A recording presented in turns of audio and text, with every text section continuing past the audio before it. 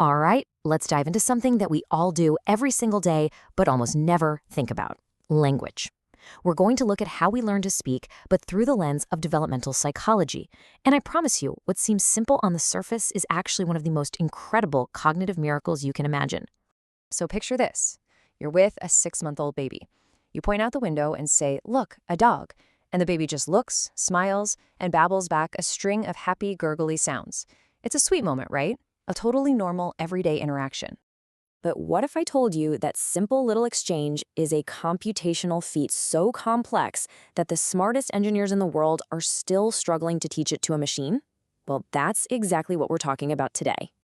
To really get this, we have to start at the very beginning, with the absolute genius that is a newborn infant.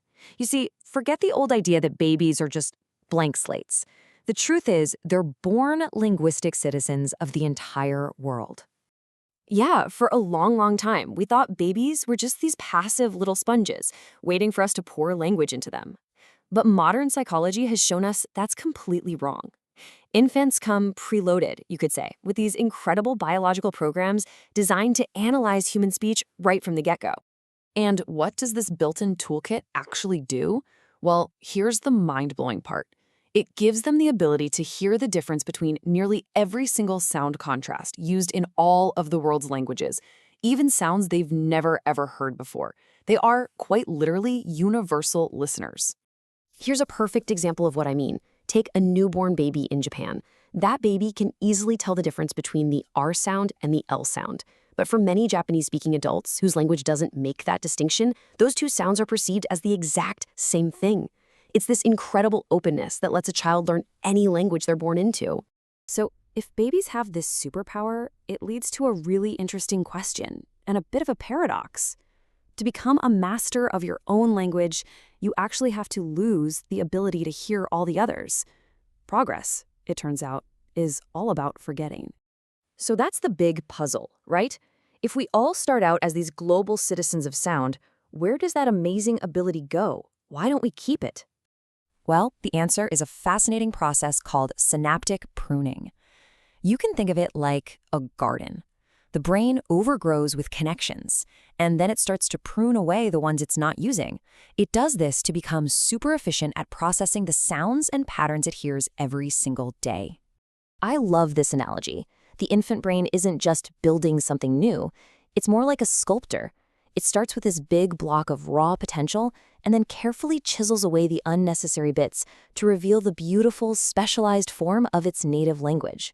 And there's a really critical window for this. You can see it here. At birth, we have this universal sensitivity. But then, between about 6 and 12 months old, that pruning process goes into overdrive. The brain specializes. And by the time we're adults, our perception is perfectly molded, but also limited by the language we grew up with. Now, it's super important to understand that this loss is not a failure. It's actually a brilliant evolutionary strategy. For a baby growing up hearing English, losing the ability to distinguish two similar sounds in Hindi isn't a bug. It's a feature. It's the brain making a trade-off. It sacrifices that universal ability in order to become an absolute expert in its local language. Okay, so that's how babies master sounds. But that's only part of the puzzle. How do they figure out what all those sounds actually mean? Well, this brings us to another incredible idea: the child as a scientist in the crib. The old thinking was that kids were basically parrots, just mimicking the words they heard. But now we know that couldn't be further from the truth. Language learning is an incredibly active process. Kids are like tiny scientists, constantly creating theories, running experiments, and figuring out the rules of language all on their own.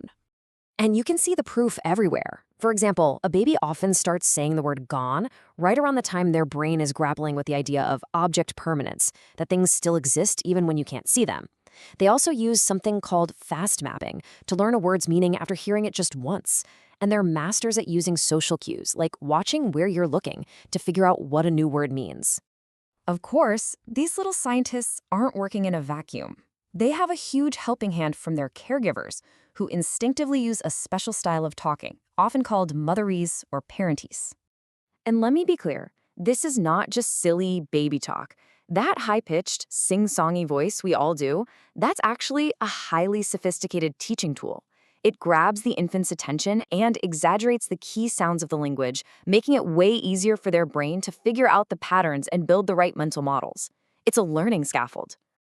Okay, so all of this, it brings us to one final, really profound reversal in how we think about language and who the real experts are. I mean, we always assume that we, the adults, are the language masters, and that children are the apprentices, right? We're the teachers, they're the students. But is that actually the right way to look at it? The reality is, it's the other way around. Infants are the true linguistic prodigies. They are the universalists. We adults, we're the limited, specialized versions. We've become so good at one system that we've lost that incredible flexibility we were all born with. And that deep specialization is exactly why it's so hard for most adults to learn a new language without an accent. Those finely tuned pathways we built as babies now actually get in the way. They interfere with our ability to even hear, let alone produce, new sounds accurately. Our greatest strength becomes our biggest limitation. Which leaves us with this final thought to chew on. Are we really teaching our children how to talk? Or is it something different? Are we simply guiding them, gently narrowing that vast, universal world of sound they were born into and just ushering them into our specific, shared linguistic reality?